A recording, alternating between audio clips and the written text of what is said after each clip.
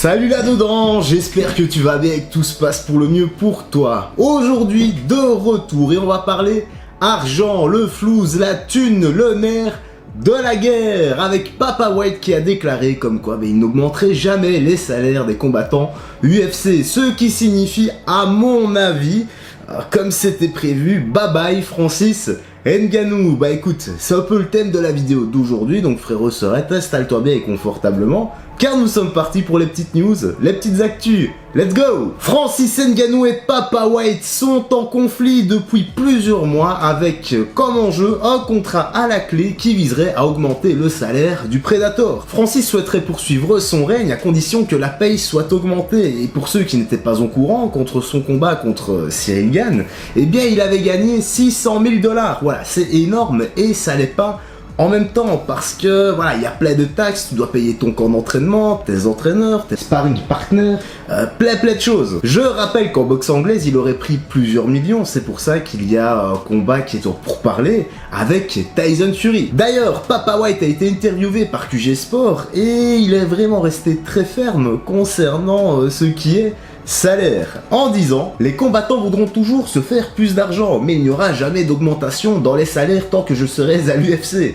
Croyez-moi, les combattants sont payés ce qu'ils méritent d'être payés. Ils mangent ce qu'ils tuent, ils touchent en plus ce pourcentage sur les ventes de pay-per-view et l'argent généré est redistribué auprès de tous les membres du roster, même les moins connus, d'accord. Et pour ceux qui ne sont pas au courant, la paye à l'UFC commence à partir de 12 000 $.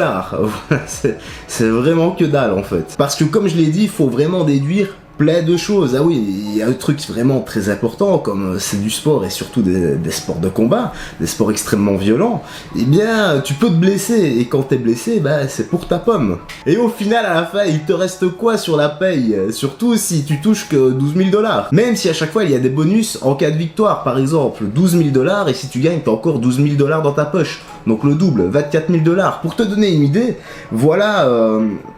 voilà un petit extrait de ce que j'ai pu trouver. Et voilà le salaire de certains combattants. Donc 150 000 $ pour faire le combat, 150 000 $ en cas de victoire, 30 000 $ pour faire le combat, 30 000 $ en cas de victoire, etc. etc. Voilà, tu n'as qu'à checker ça avec plus d'attention. Tu fais un screen, tu zoomes, tu mets pause, voilà, au choix en fait, c'est à toi de voir. Une chose est sûre, c'est que Dana White ne reverra jamais les salaires des combattants d'après ce qu'il nous dit. Enfin, moi j'espère vraiment le contraire, parce qu'il y a un dicton qui dit il n'y a que les ânes qui ne changent pas d'avis. Surtout que il perdrait Francis Ngannou qui est une énorme star à l'UFC. Bref, en tout cas voilà frérot Sorette, la petite news, la petite actu se termine ici. J'espère que tu as bien apprécié, que tu as pris un bon moment en notre compagnie, que tu as pu faire un petit break dans ta journée. N'hésite pas à liker, à t'abonner si tu es nouveau sur la chaîne. Tu peux activer la cloche pour être au courant des prochaines notifications, car ici on fait souvent des vidéos sur l'actualité MMA, UFC et boxe. Je n'ai rien à ajouter, prends soin de toi, des gens que tu aimes, et on se dit à la prochaine, bye bye.